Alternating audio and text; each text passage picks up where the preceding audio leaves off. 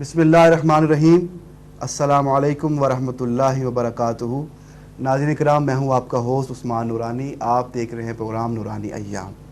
ناظرین کرام، ماہ رمضان کا دوسرا عشرہ بھی بہت تیزی کے ساتھ اپنے اختتام کی طرف بڑھ رہا ہے، اور جیسے کہ آپ کو معلوم ہے کہ آج 17 رمضان المبارک ہے، اور اس تاریخ کو بہت ہی اہمیت حاصل ہے تاریخ اسلام میں۔ جب ہم تاریخ اسلام کا مطالعہ کرتے ہیں تو ہمیں 17 رمضان المبارک ایک ایسی تاریخ نظر آتی ہے جس نے اسلام کا رخ بدل دیا، یا یہ یوں کہہ لیجئے کہ جس نے اسلام کو وہ عروج عطا کیا، وہ ٹرننگ پوائنٹ آیا تاریخ اسلام کے اندر، جس نے اسلام کی تبلیغ اور اسلام کے فروغ میں بہت ہی نمایاں کردار ادا کیا۔ جی ہاں ناظرین، آج غزوہ بدر جو ہے وہ ہم نے دیکھا کہ غزوہ بدر نے کس طرح سے اسلام کے اندر اور کس طرح سے تاریخ اسلام کے اندر اپنا رول پلے کیا۔ آج ہم کوشش کریں گے کہ غزوہ بدر کا موقعانہ طور پر جائزہ لیا جائے، اور غزوہ بدر کے ان پہلوؤں کی طرف نظر کی جائے اور ان پہلوؤں کو ڈسکس کیا جائے جو عام طور پر ہمارے ناظرین کی نظروں سے اوجھل رہتے ہیں۔ ناظرین کرام، عام طور پر غزوہ بدر کا واقعاتی طور پر جائزہ لیا جاتا ہے۔ آج ہم کوشش کریں گے کہ غزوہ بدر کا موقعانہ طور پر اس کا جائزہ لیا جائے، اور اس کے وہ پوشیدہ راز یا وہ پوشیدہ امور جو عموماً ہمارے ناظرین سے کے علم سے میں نہیں رہتے اور اکثر ہمارے علماء وہ بیان نہیں کرتے، ہم کوشش کریں گے کہ ان واقعات کو اور ان اہم ایشوز کو ہم آج ڈسکس کریں۔ لیکن اس سے پہلے میں اپنے مہمانوں کا تعارف کرواؤں گا۔ میرے ساتھ بہت ہی خوبصورت آواز اور شہر لاہور کی بہت ہی معروف آواز، جس کو آپ اکثر قومی چینل پہ سنتے رہتے ہیں، جناب محمد عامر قریشی صاحب ہمارے ساتھ موجود ہیں۔ میں ان کا شکریہ ادا کروں گا کہ وہ انہوں نے بہت وقت نکالا، یہاں تشریف لائے، اور ان کے ساتھ ہمارے گیسٹ بہت ہی خوبصورت عالم دین، اور میں ان کو آپ دیکھ رہے ہیں کہ 3-4 روز سے وہ ہمارے ساتھ ہی ہیں، اور اس کی خاص وجہ یہ ہے کہ ان کا مختلف واقعات پر اور مختلف علوم پر جو ایک منفرد ان کا جو نظریہ ہے، جو ان کی تحقیق ہے، وہ خود آپ لوگ سنتے رہتے ہیں کہ وہ دیگر علماء سے بہت مختلف ہے۔ اور ان کے ساتھ جناب ہمارے بڑے ہی مشہور نعت خواں جناب عدنان حجویری صاحب موجود ہیں، میں ان کو بھی خوش آمدید کہتا ہوں۔ ناظرین کرام، آپ کو پتہ ہے کہ ہم پروگرام کا آغاز حمد باری تعالیٰ سے کرتے ہیں۔ ہم اپنی اس روایت کو برقرار رکھیں گے، اور حمد باری تعالیٰ کے لیے میں گزارش کروں گا جناب محمد عامر قریشی صاحب سے کہ وہ حمد باری تعالیٰ سے ہمارے پروگرام کا آغاز فرمائیں۔ کعبے کی رونق، کعبے کا منظر، اللہ اکبر، اللہ اکبر، کعبے کی رونق، کعبے کا منظر، اللہ اکبر، اللہ اکبر، اللہ اکبر، اللہ اکبر، دیکھوں تو دیکھے جاؤں برابر،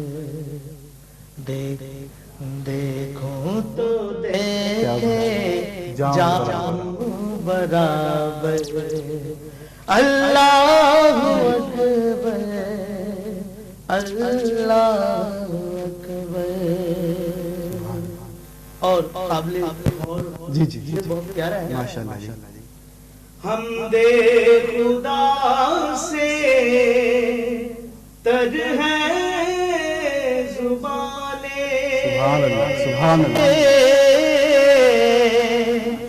حمد خدا سے تر ہے زبانیں، کانوں میں رس گھولتی ہے اذانیں، کانوں میں رس گھولتی ہے اذانیں، بس ایک صدا آتی ہے برابر، اللہ اکبر، بس ایک صدا آتی ہے برابر، ماشاءاللہ۔ اللہ اکبر اللہ سبحان اللہ سبحان اکبر اللہ اللہ اکبر اللہ اکبر تیرے حرم کی کیا بات مولا تیرے حرم کی کیا بات مولا تیرے حرم کی کیا بات مولا تا عمر کر دے آنا مقدر سبحان اللہ جی سبحان اللہ عمر کر دے آنا آمین آمین اللہ اکبر اللہ اکبر اللہ اکبر اللہ اکبر کعبے کی رونق کعبے کا منظر اللہ اکبر اللہ اکبر مانگی ہے میں نے جتنی دعائیں مانگی ہے میں نے جتنی دعائیں منظور ہوگی مقبول ہوگی منظور ہوگی مقبول ہوگی میرا بے رحمت ہے میرے سر پر اللہ اکبر اللہ اکبر مولا سبھی اور کیا چاہتا ہے مولا سبھی اور کیا چاہتا ہے بس مغفرت کی عطا چاہتا ہے بس مغفرت کی عطا چاہتا ہے بخشش کے طالب پر اپنا کرم کر اللہ اکبر اللہ اکبر کعبے کی رونق کعبے کا منظر اللہ اکبر اللہ اکبر ماشاءاللہ بہت ہی خوبصورت آواز جناب محمد عامر قریشی صاحب کی. ناظرین کرام جیسا کہ میں نے عرض کیا کہ آج کا جو موضوع ہے وہ اسلام کا وہ پہلا مارکہ ہے جسے غزوہ بدر کے نام سے یاد کیا جاتا ہے. اس مارکے کی اس غزوے کی بہت سی انفرادیت ہے. اس میں یہ باقی غزوات سے کئی جہتوں سے اور کئی معنوں سے بہت زیادہ ممتاز ہے. اس کے بہت زیادہ خصوصیات ہیں جس پہ ہم بڑی تفصیل سے گفتگو کریں گے مفتی صاحب سے. لیکن اس سے پہلے ہمارے ساتھ جو ہمارے نعت خواہ موجود ہیں جناب عدنان حجویری صاحب, میں ان سے درخواست کروں گا کہ وہ نعت رسول مقبول سے ہمارے ناظرین کے قلوب و اذہان کو منور فرمائیں. ہم گناہگاروں پہ رحمت کا دشانہ دے دے. بہت اعلیٰ. ہم گناہگاروں پہ رحمت کا دشانہ دے دے. ہم گناہگاروں پہ رحمت کا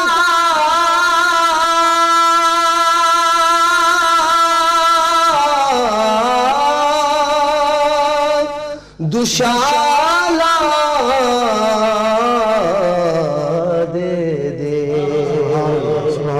ہم گناہگاروں پہ رحمت کا دوشالہ دے دے، ہم گناہگاروں پہ رحمت کا دوشالہ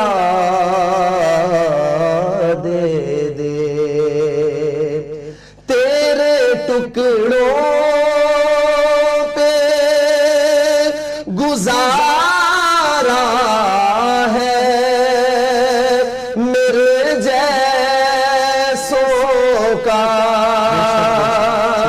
تیرے ٹکڑوں پہ گزارا ہے میرے جیسوں کا، در بدر میں نہ پھروں ایسا نوالا دے، در بدر میں نہ پھروں ایسا نوالا دے دے، ہم گناہگاروں پہ رحمت کا دوشالہ دے دے، کیسے جائیں گے جہنم میں تیرے دیوانے، کیسے جائیں گے جہنم میں تیرے دیوانے، روز محشر ہمیں بس اپنا حوالہ دے دے، روز محشر ہمیں بس اپنا حوالہ دے دے، ہم گناہگاروں پہ رحمت کا دوشالہ دے دے، پھر سے حسنین کے صدقے میں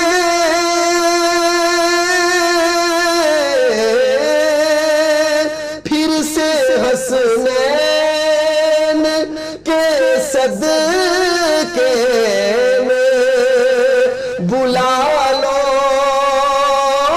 آقا، پھر سے حسنین کے صدقے میں بلا لو آقا، پھر وہ منظر میری آنکھوں کو نرالا دے دے، پھر وہ منظر میری آنکھوں کو نرالا دے دے، ہم گناہگاروں پہ رحمت کا دوشالہ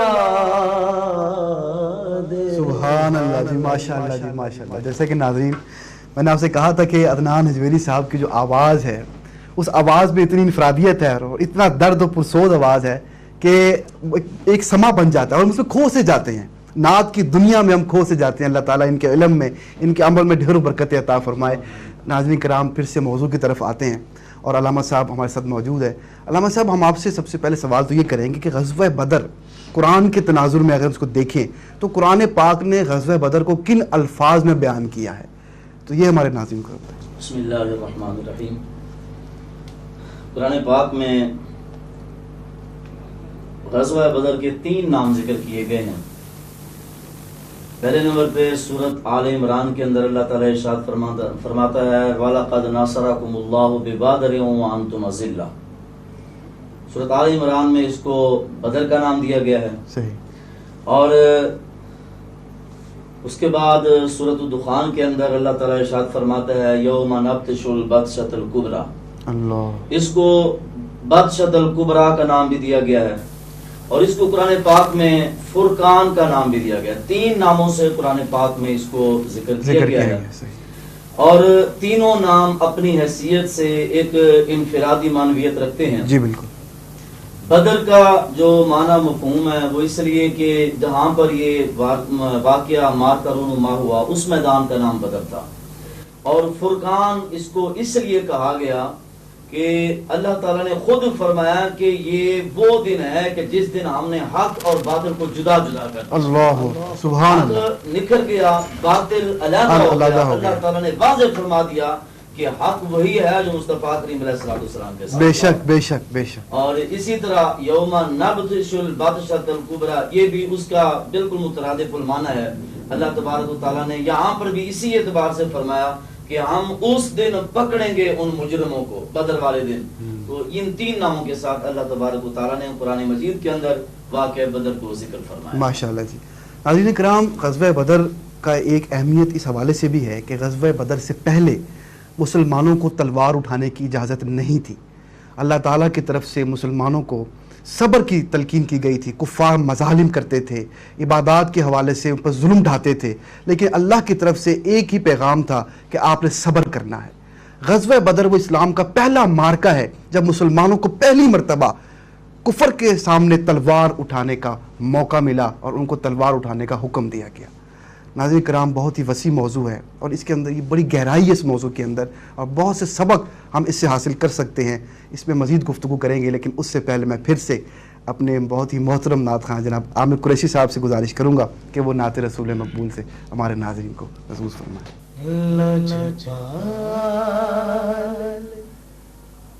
نبی میرے ماشاءاللہ لگیا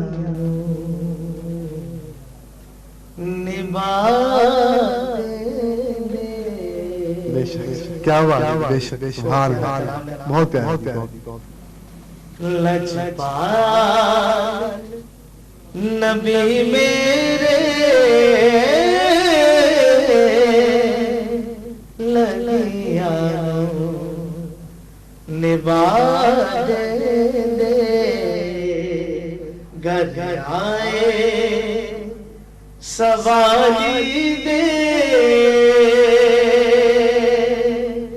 دکھ درد مٹا دے.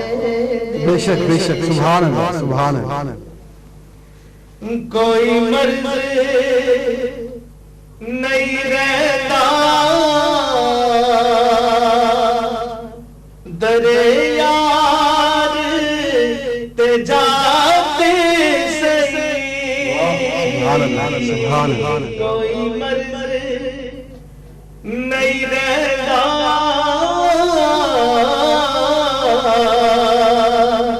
دریار تے جاتے سہی.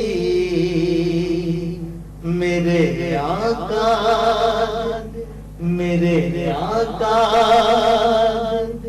گلیاں دے ذرے شفا دے. بے شک بے شک، سبحان اللہ سبحان اللہ. عاشق میرے آقا دے وکھرے تے نرالے نے.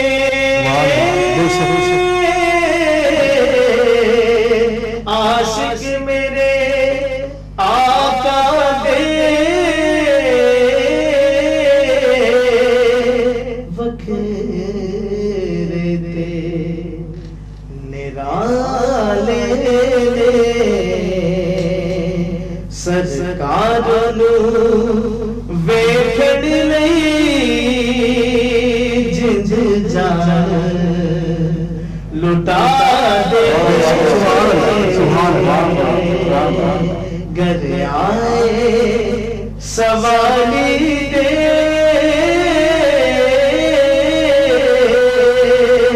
دکھ درد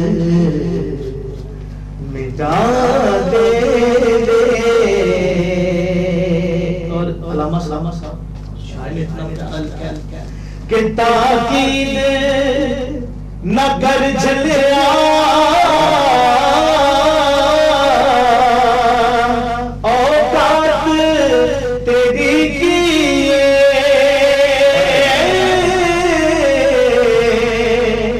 تاکید نہ کر جلیا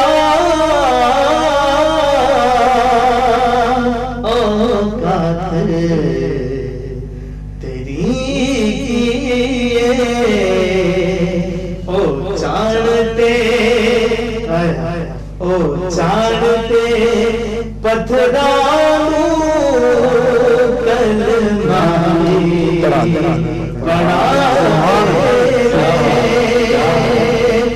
جج منگنے دا جے ہوئے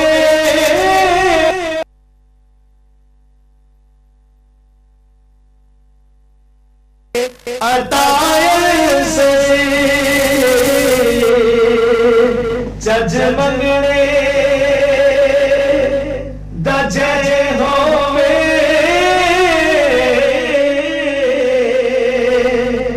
اور دے عطائے سے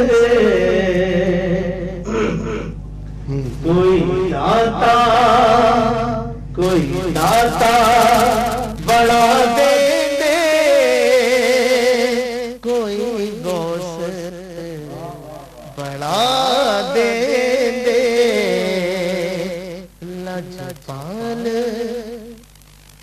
نبی میرے لگیاں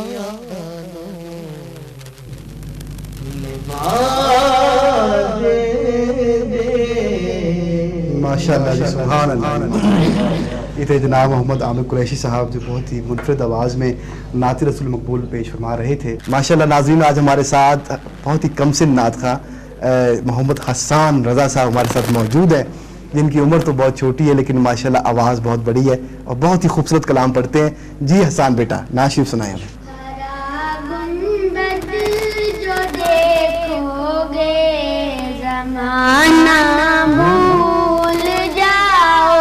ماشاءاللہ ماشاءاللہ۔ ہرا گنبد جو دیکھو گے زمانہ بھول جاؤ گے، ماشاءاللہ۔ اگر طیبہ کو جاؤ گے تو آنا بھول جاؤ گے، اگر طیبہ کو جاؤ گے تو آنا بھول جاؤ گے، اگر میرے نبی کی غور سے تم نعت سن لو گے، اگر میرے نبی کی غور سے تم نعت سن لو گے، میرا دعویٰ ہے کہ گانا بجانا بھول جاؤ گے، میرا دعویٰ ہے کہ گانا بجانا بھول جاؤ گے، ہرا گنبد جو دیکھو گے زمانہ بھول جاؤ گے، حدیث مصطفیٰ پہ جو ہو جاؤ عمل پیرا، حدیث مصطفیٰ پہ جو ہو جاؤ عمل پیرا، قسم اللہ کی ماں کو ستانا بھول جاؤ گے، قسم اللہ کی ماں کو ستانا بھول جاؤ گے، ہرا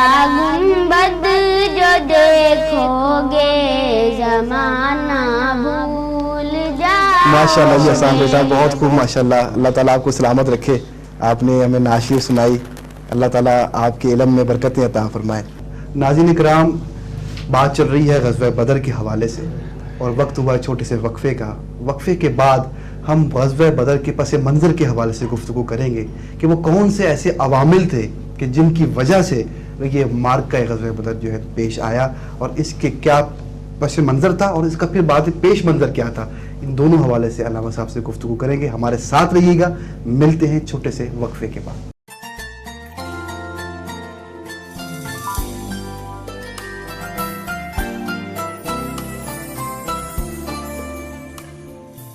بسم اللہ الرحمن الرحیم. ویلکم بیک ناظرین. میں ہوں آپ کا ہوسٹ عثمان نورانی. آپ دیکھ رہے ہیں پروگرام نورانی ایام.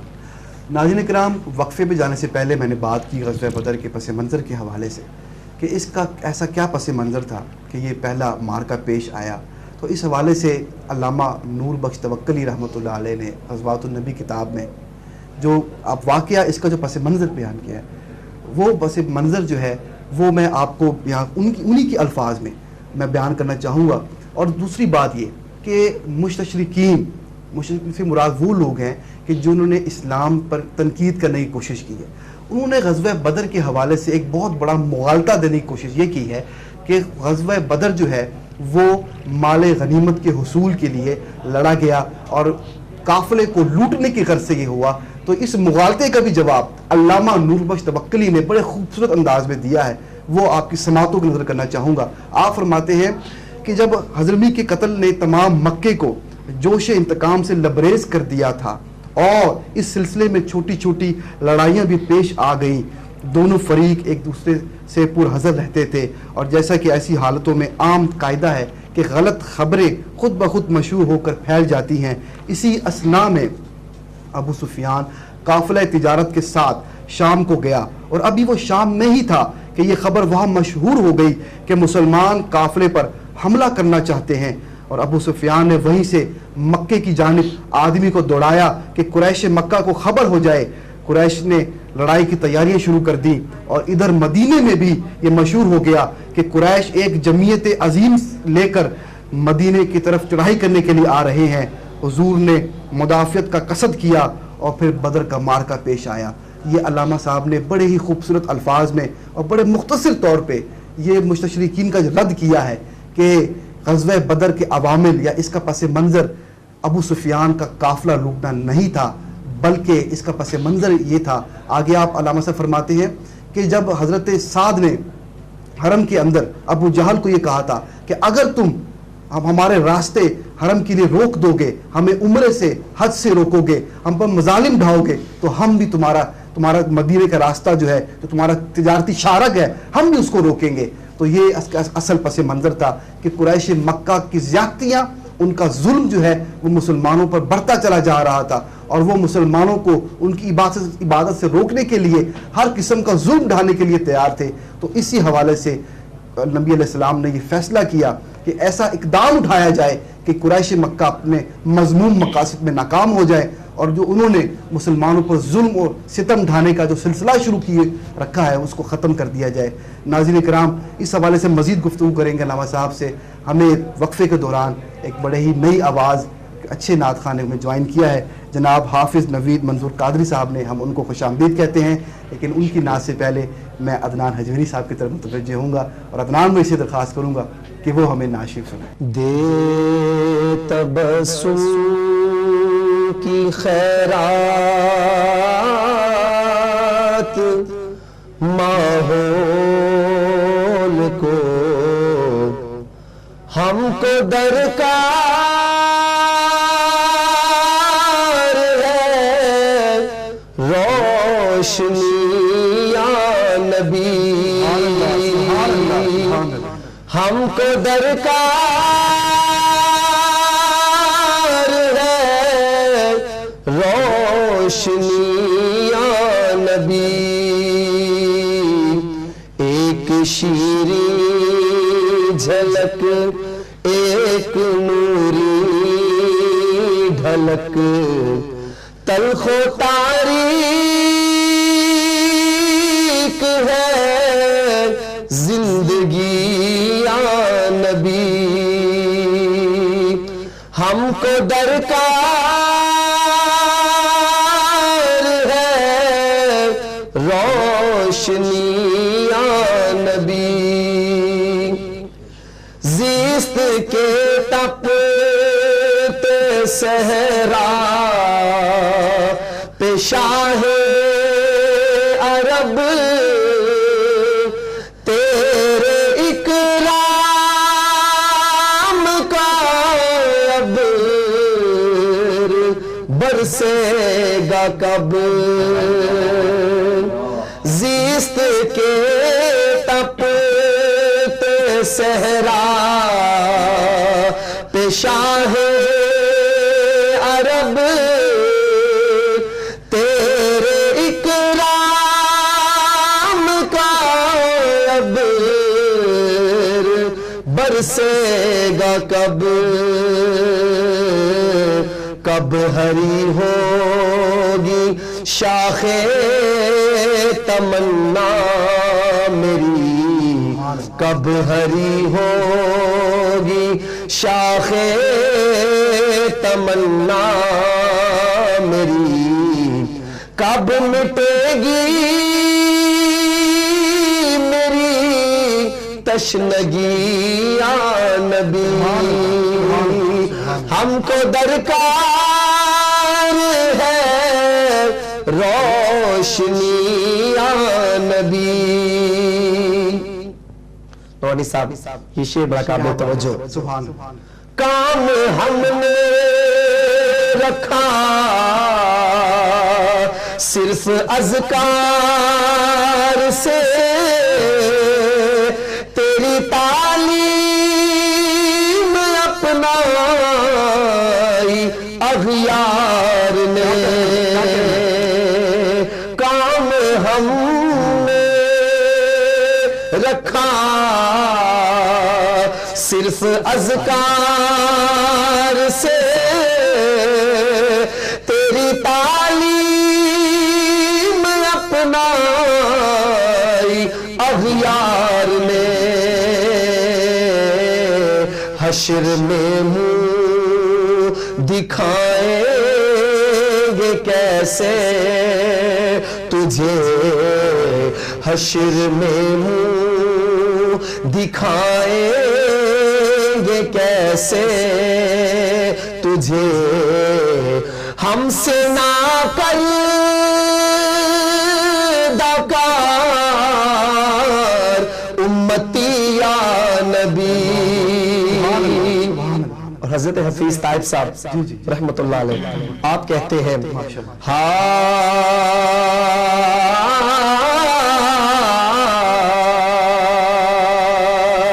یا نبی اب تو آشوب حالات میں تیری یادوں کے چہرے بھی دھندلا دیے.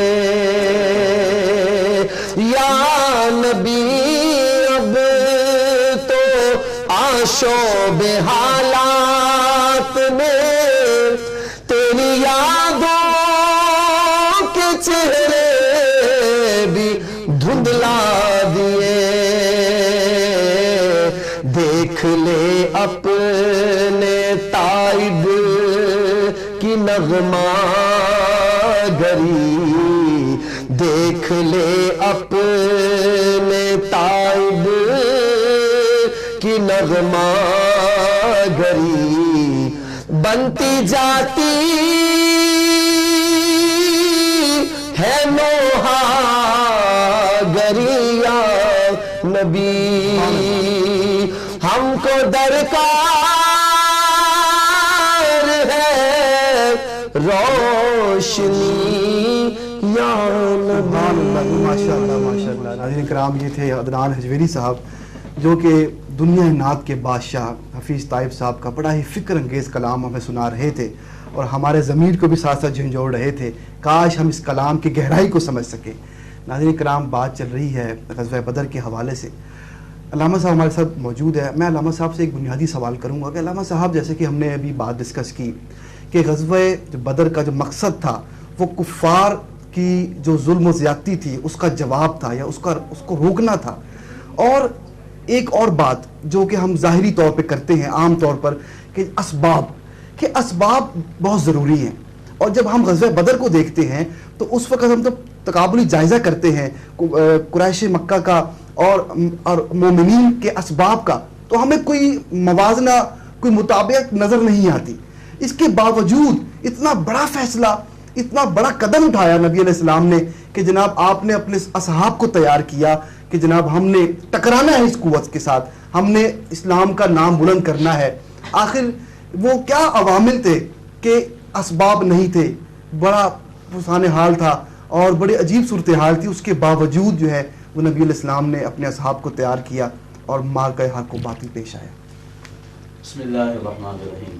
عثمان بھائی بڑا حساس سوال آپ نے پوچھا ہے، اس کے جوابات میں بڑے تحمل کے ساتھ عرض کرنے لگا ہوں. جی اگر میرا جواب میں کوئی جملہ حالات حاضرہ پہ فٹ آ جائے تو اس کو سیاست پر منطبق نہ کیا جائے، کیونکہ حقائق تو حقائق ہی ہوتے ہیں، چاہے کسی زمانے میں بھی ان کی جو سچائی وہ رونما ہو جائے.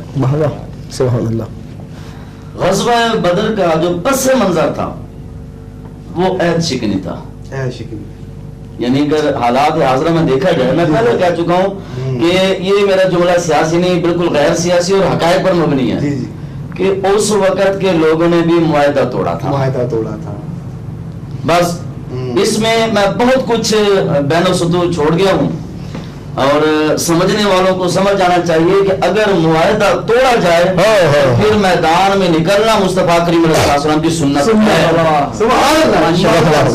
پھر چاہے سڑکوں پر آ جائے کوئی روڈ بلاک کرے، حتیٰ کہ تلواریں بھی اٹھانی پڑ جائیں، تو عہد پورا کروانے کے لیے مصطفیٰ کریم علیہ السلام نے، حالانکہ اس وقت صحابہ کی تعداد کتنی تھی اور مقابلے کے مشرکین کی تعداد کتنی تھی؟ صحابہ کی تعداد مشرکین کے مقابلے میں عثمان بھائی صرف 1/3 ہے. اور یہاں پر ایک اور بھی میں اشارہ آپ حضرات کی بارگاہ میں تھوڑا سا اشارے کے طور پر کوئی ٹچ کر کے میں گزر جاؤں، کسی کو لگ جائے گا سبحان اللہ، نہیں لگے گا 2 مرتبہ سبحان اللہ. کیا بات ہے؟ وہ یہ کہ میں نے عرض کیا کہ صحابہ کی تعداد صرف 1/3 ہے، کفار کی تعداد 3 گنا زیادہ ہے صحابہ سے. نبی کریم علیہ السلام نے حکم فرمایا کہ ہم بھی صحابہ جانا ہے بدر کے مقام پر. صحابہ کرام نے یہ نہیں فرمایا یا رسول اللہ وہ اصحاب موسیٰ کی طرح کہ اذا بنتا وربو کا فقاتلا، آپ جانے آپ کا رب جانے. موسیٰ علیہ السلام کے ماننے والوں نے یہ جواب دیا تھا، جبکہ صحابہ نام لینے کا وقت نہیں ہے اور لمبی گفتگو کا بھی وقت نہیں ہے. خلاصہ یہ ہے کہ صحابہ نے جب سنا کہ مصطفیٰ کریم علیہ السلام فرما رہے ہیں کہ جان کے لیے جانا چاہیے نہیں جانا چاہیے، استاد گرامی فرمایا کرتے تھے کہ صحابہ نے عرض یا رسول اللہ یہ جو بدر ہے اللہ، حالانکہ کتنا سفر تھا، 300-350 کلومیٹر کا فاصلہ ہے. جی جی. اور صحابہ نے جواب کیا دیا بڑے فرادری سے، یہ نہیں کہا یا رسول اللہ گرمیاں ہیں، رمضان شریف کے روزے ہیں، مشکلات ہیں، ساز و سامان نہیں ہے، ہم ان سے مقابلہ کرنے جائیں گے، ہمارے معاشی حالات کا کیا بنے گا؟ تو مجھے فرمائیے کہ جو جملہ بولا ہمارے معاشی حالات کا کیا بنے گا؟ بھوکے مر جائیں گے جو اس وقت ہمیں لالی پاپ دیا جا رہا ہے کہ یہ اگر ہم کسی گستاخ کو نکالیں گے تو ہمارا کیا بنے گا؟ بالکل. لیکن نبی کریم علیہ السلام کے صحابہ نے یہ نہیں سوچا کہ ہم بھوکے مریں گے یا کیا ہوگا. صحابہ نے 2 فیصلہ کیا، یا رسول اللہ حکم تو کریں، یہ پتہ ہے اللہ 300-350 کلومیٹر کو انگلی کے اشارے سے صحابہ نے عرض کیا یا رسول اللہ یہ پتہ ہے. صحابہ چل پڑے اور جب وہاں پر پہنچے صحابہ کرام کے پاس ٹوٹل جو سواریاں تھیں وہ اس وقت 1 گھوڑا تھا اور 80 اونٹ تھے، اور تقریباً 313 یا 315 کی تعداد تھی. ان میں سے بھی ایک صحابی کو نبی کریم علیہ السلام نے واپس مدینے کا والی بنا کر راستے میں سے واپس بھیج دیا. نبی کریم علیہ السلام کا یہاں پر بھی ایک میں حضرات کو ایک نقطہ کر کے بات کو اختتام کی طرف لاتا ہوں. پہلے جو میں نے عرض کی کہ اس کا پس منظر کیا تھا، تو ذات گرامی 2 ٹوک بات ہے، پس منظر معاہدے کا توڑنا تھا. تیسری مرتبہ میں جملہ بول چکا ہوں. اب آگے بات پیش منظر پر جو عثمان بھائی نے جملہ بولا تھا. پیش منظر کیا تھا؟